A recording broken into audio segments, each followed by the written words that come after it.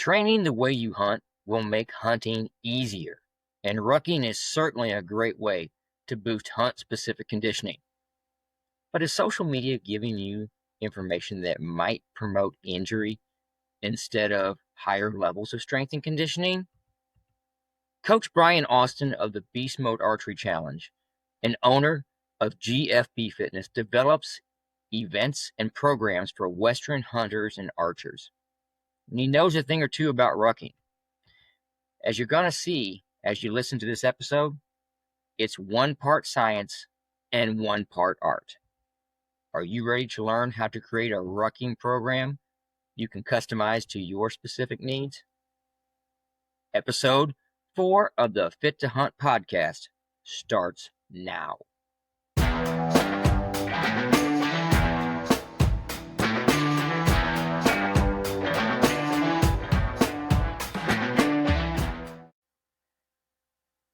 Hey, Brian.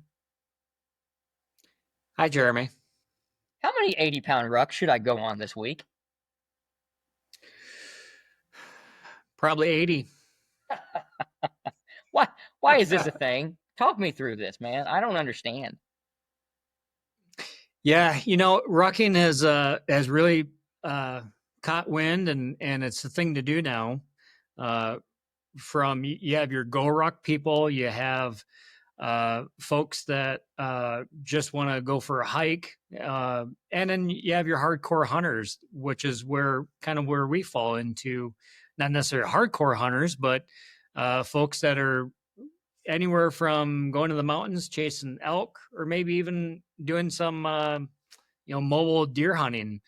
And, you have your tree stand or your backpack and your saddle, however it is that you deer hunt. That's essentially rucking too, is basically just walking, hiking with weight on your pack or on your back. I should say. That's basically the definition of rucking. It doesn't have to be running.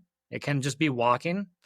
People do get pretty crazy and do some running, especially if you're training in the military and stuff like that. Mm-hmm. That's where that would come into play. But definitely for the common average person, for the average hunter, do you need to run with a weighted backpack?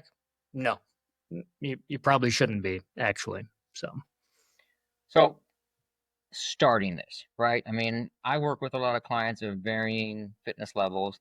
You work with a lot of clients of varying fitness levels, some hunters, some not. So the thing that I love about it is the specificity of it.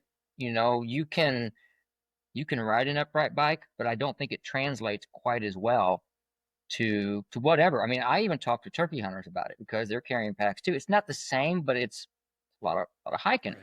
So someone comes to you, right? We're pretty fresh into the fitness journey. How do you start somebody?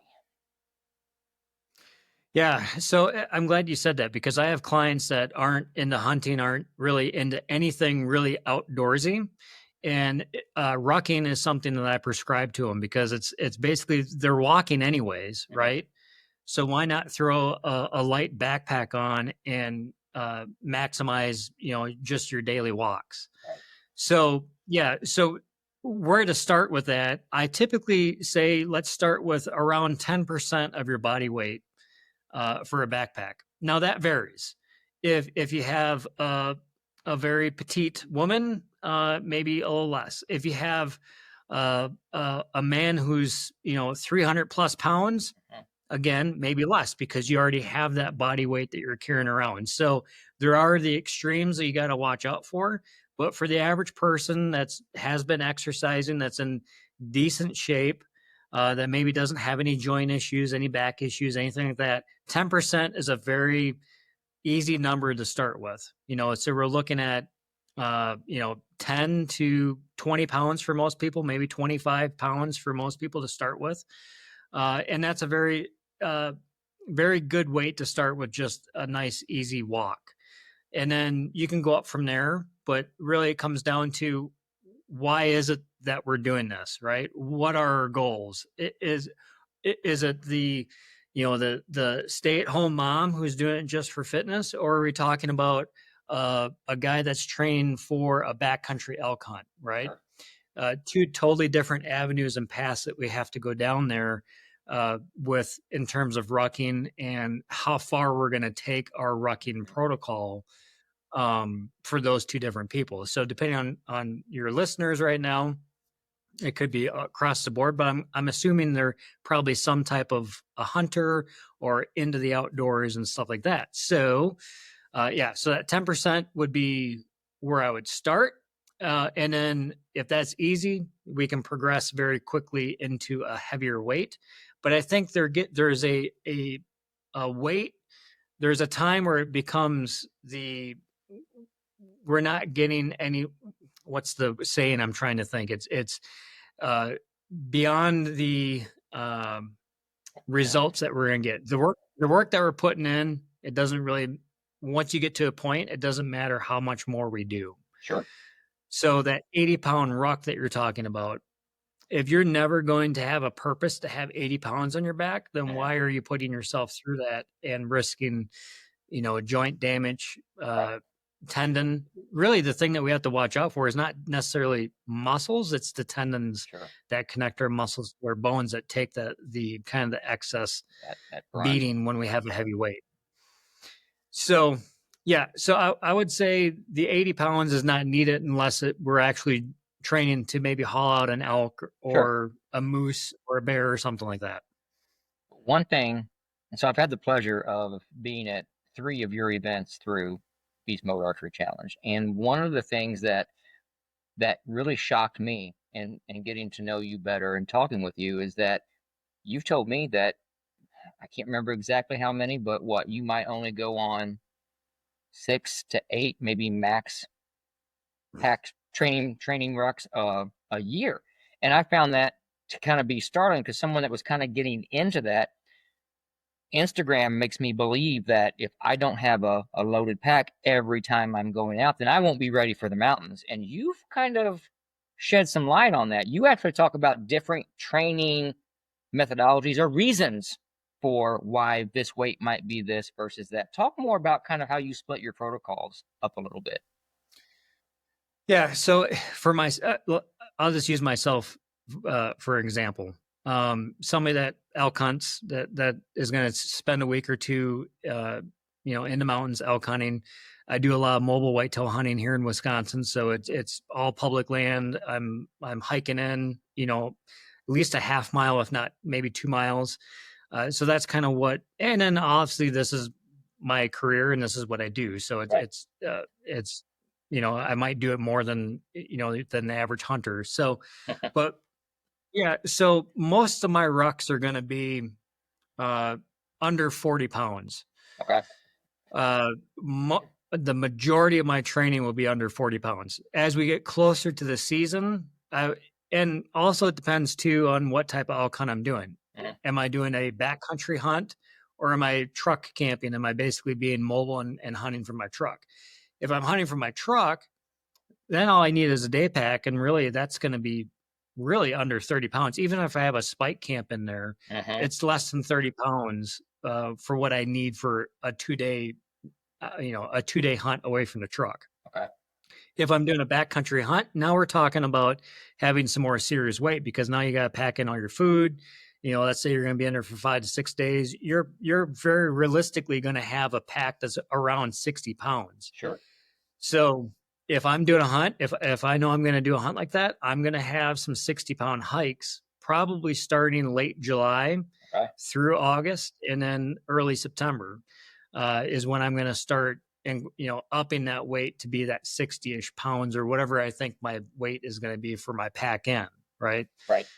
When you're hunting, you just have your day pack on. Your pack's going to be under 30 pounds, maybe even under 20 pounds, depending on what you have in your pack. Right. So again, even for a backcountry hunt, unless if you're doing a very mobile hunt where you have everything on your back and you're going spot to spot, then obviously you want to spend more time with a way to pack.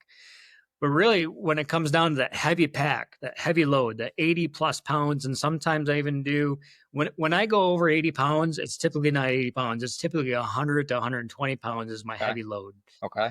Because that is basically, I'm simulating my pack out with, an elk quarter or whatever it Mm-hmm. is. Mm-hmm. So I do that maybe 3 to 4 times before an elk season, Okay. starting, in July and August. I don't like to go that heavy right before a hunt Right. just because I don't want to risk anything, but Sure. I definitely want to do it with enough time so that I know how my body is going to perform with 120 pounds on my back. I want to know how my gear is going to perform, and I want to know how my body's going to handle that, so that I still have time to train. That's why I Right. started in July. I still have time to train through August if I find something, if my glutes are really, toast, Mm-hmm. or if I'm getting a lot in the quads, or I get hamstring cramps, man. I get Charlie Right. horses in my hamstrings. So all of that, when you go heavy, all of that brings out the weaknesses that you will find out really quick where your What your greatest weakness weaknesses is are. in your body. Yeah. How far or how long would that max ruck be? Yeah. A mile. A mile. I, I'm not going a real long ways. It's long enough to know to work things out. Right. You Right. know, in a realistic scenario, when you're packing out an elk, you might be 4 miles, Mm-hmm. or maybe even more with a heavy load. But again, um, you don't necessarily have to train to that level all the time Mm-hmm. of what it is that you might expect. I think a mile. We have some pretty good hills here in Southwest Wisconsin, so it would be a pretty hilly mile. It's not a Mm-hmm. flat mile. Mm-hmm. So you got to take that into consideration too. If you're a flatlander, super flat, then Mm-hmm. yeah, maybe you're going to go a little bit further. So There's a lot of variables to this, is what it comes down to. Almost there's a bit yeah, science and a bit art when you kind of look at this. Um, but when we were talking, I think it was last summer when we were up for the King of the Hill 3D archery shoot. Um, we were talking about. I guess is it 2 years ago was the last time that you tagged an elk, right? When you and John yep, were out, yeah. And what you told me was storm was coming in, and you just had to slap that weight, everything on that elk on your both of your backs and yeah, go. And yeah, I thought about that because you can't simulate that. That's just a yeah. grab the cojones and go type situation because you weren't going to get back in there. And so yeah, I think you try to prepare the best that you can.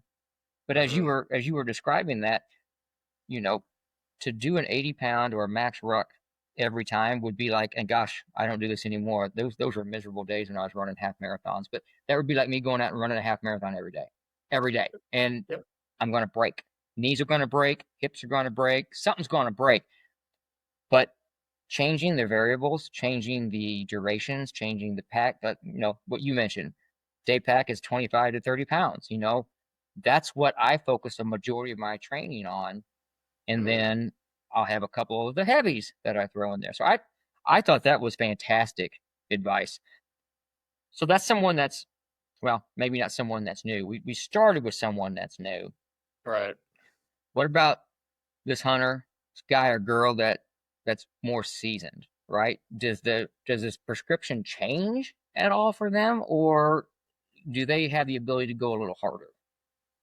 Yeah. I mean, it's a good question, and like you said, there's a lot of variables there, right?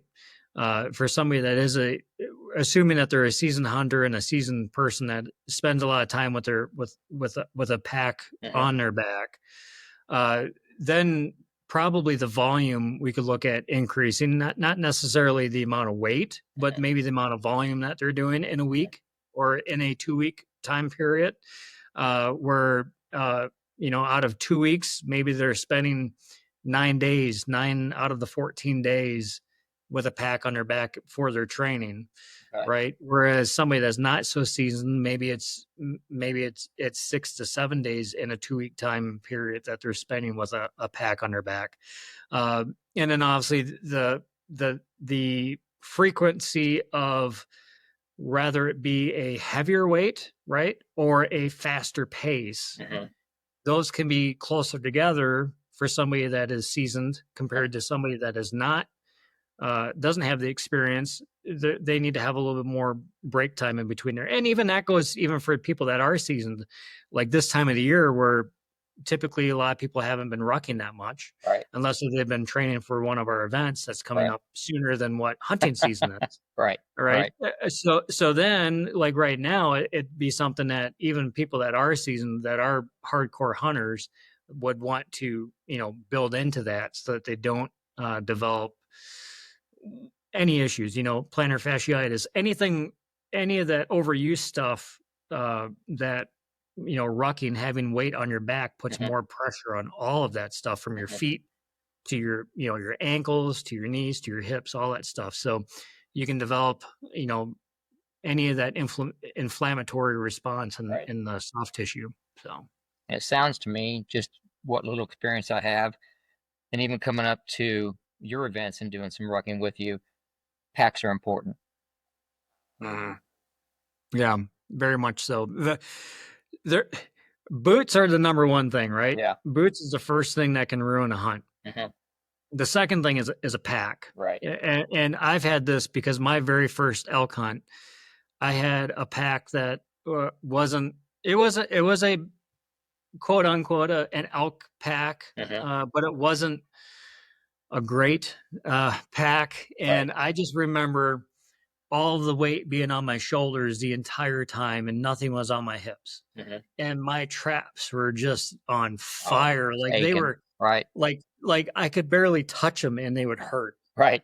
Um, so yeah, so a good pack is critical, but then also a good pack can be a bad pack if it's not fit for you and you don't Sure. have it adjusted correctly. So you can take a pack that's not very good, and if it's fit for you, Mhm. it will do a pretty good job. So the fit is critical, Right. but then obviously you don't need an elk hunting pack for just whitetail hunting. Right. So there's different packs for different purposes. Like right now, I've been doing a lot of scouting. I go out and scout public land and put on 2 to 6 miles Mhm. a day, and I typically have just a regular whitetail pack with no waist belt, Right. right? But I have some weight in it. I have my drone that I sometimes fly up, so that weighs, I don't know, 5-10 pounds. I have food. My pack probably weighs about 20 pounds. I have more in there than what I need. Sure. But that's, getting talking in terms of how you can get your rucking in. Mhm. Scouting is an excellent way to get some rucking in, and you're out there having a good time, and you're killing two birds with one stone there. So Absolutely. Absolutely. yeah. Well, for those that don't follow Brian on the Beast Mode Archer Challenge, I've noticed something, and it appears that there's never a chest day in your workouts. They're quite functional, right? So, Yeah. walk me through. I love the methodology because I think a lot of us, myself included, I do like the barbells and I like the dumbbells. But what I'm noticing is that when we do stuff with you, it feels like well, what's everything, right? My toes hurt by the time I'm done. It's Yeah. walk me through that. Yeah, I've been in the training business. I've been personal training since 2001, Uh-huh. and I've gone through all the different. I, there's some fads that have come and gone, right? Myself, I was a big gym rat for many years, and then I just got to a point where it just wasn't me anymore, and I'd rather be outside than inside. Um, so I haven't done a bench press. I don't know. I bet you it's been, boy, 16 years since I've actually done a bench press. Wow. Yeah. So, I'll touch some weights here and there, but Yeah. it's mostly functional. And the word functional, I think, is highly overused, Yeah. or it's just kind of, it's just functional. Mhm. Everything can be functional, right? Even bench press Right. can be functional if you, I don't know, what's a good example of laying on your back and you have to press something up or up off of you, Jeremy? Can you think of anything? The elk falls over and lands on you. Do you have to push that thing off? I mean, how does Yeah. that? Yeah. Yeah, but a bench press, for a lineman in football, Right. Right. pressing that. But again, even a lineman in football, they don't have something they're pressing their back against. Right. So you can even argue, well, then even that isn't even functional if we want to get really technical. But yes, my point is we've went down a monkey hole here. The functional training is really overused because you can really say that anything is functional if you can correlate it to an actual movement that you're going to be doing in a sport or whatever it is that you're training for. Right. But so that's how I look at this is we do a lot of almost all sandbag training, because the weight that we're going to encounter, on an elk hunt is going to be dead weight, right? It's going to be dead weight, and it's not going to have a nice handle on it to grab it. Nope. So you got to work on all these different ways to strengthen your muscles and your tendons and your connective tissue to be able to handle that weight, rather it be, holding up a hind leg as you're field dressing, quartering out an elk. The actual process of quartering an elk out is probably one of the hardest workouts you ever encounter, because you're spending 2 to 4 hours, however long it takes you, bent over on your knees, all that stuff. So again, I'm getting away from myself here. So that's why we do a lot of sandbag training. Right. It is for that purpose. We can do things with a sandbag that we can't do with a dumbbell or a typical weight. We do a lot of body weight stuff because, again, as we're hunting for a week or 10 days or whatever it is, we have to move our bodies. We have to be able to move our bodies. We don't have a nice, comfortable chair that we're sitting in. We're laying on the ground. So we do a lot of stuff. We're on the ground, getting up off the ground, lifting stuff over our heads.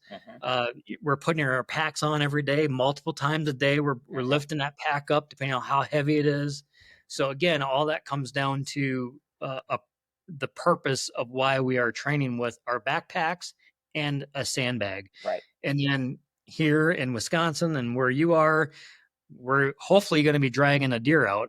Yeah. Although I think you can drive your ATV right up to the deer. So I don't know. That's kind of the lazy man's way of hunting, isn't it?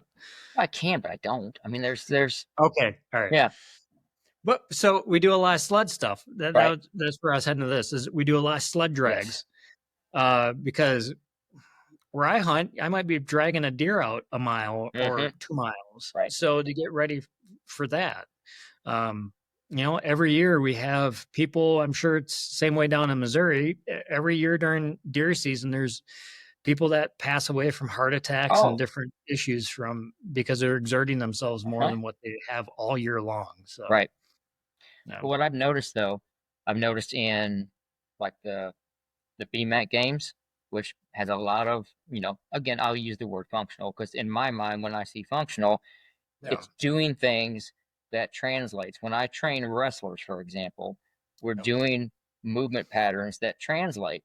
And when I look at what you're doing, I mean, because you get the guys lined up, the guys and girls, and they're shooting bows during this too. So not only are they fatiguing, but they're also having to shoot under duress, under fatigue, under a lot of different factors. And the way I look at it, there's a synergy of muscles that come together that start working together versus today's leg day. Now we're doing back and biceps. And I've made this statement before. You show me what day back and bis is on the mountain, and I'll listen to you a little bit more. But it's everything. So I think the beauty of your program, and then, for those of you that don't know, Brian also works with us at Fit to Hunt. He's developed several DIY programs that's utilizing the same techniques he uses in his hunter fitness classes. And again, it's way different. First time I saw it, I'm like, where's the squat rack, right? There's a box, and we're doing stuff for time.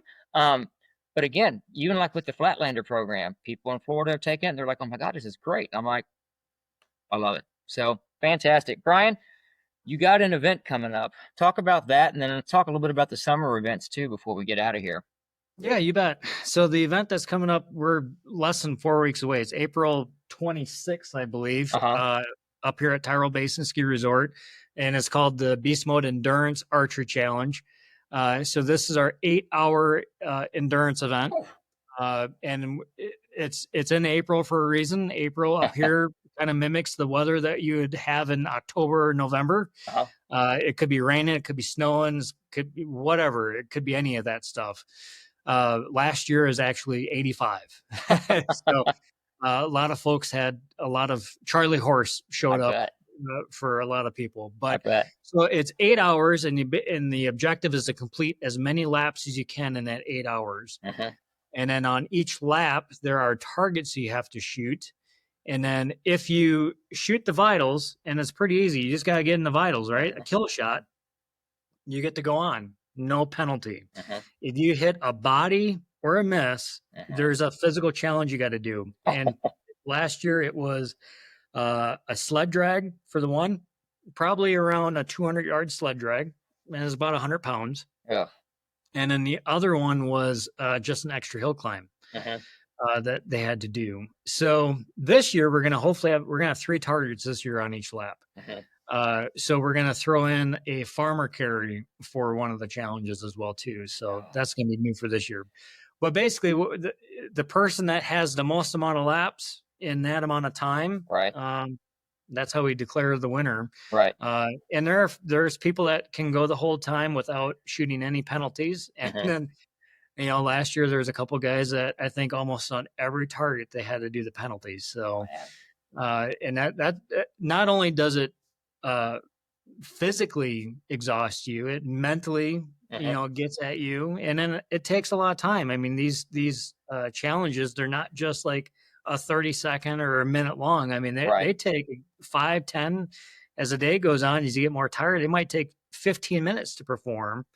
And yeah, so that's why it pays. These are archery challenges. That's beast mode archery challenge. That's why I always say shoot your bow, right? We always design them so that if you are not a good shooter, you don't have to be like hitting attack at 60 yards, but you have to make kill shots. If you can make kill shots, great. But if you can't make kill shots, you're gonna have the pain train is coming for you that day. It's a long day. That's what it is. Brian, if someone would want to sign up for this, or you have several archery shoots over the summer, King of the Hill in July is a lot of fun. We'll be back there this year for that one. How do they get a hold of you? Yeah, you can, beastmodearcherychallenge.com on the World Wide Web. The Googles. Yeah. Googles. You can Google Beast Mode Archery. That's where our website is. It has all the information of our upcoming events, how you can register, all that stuff.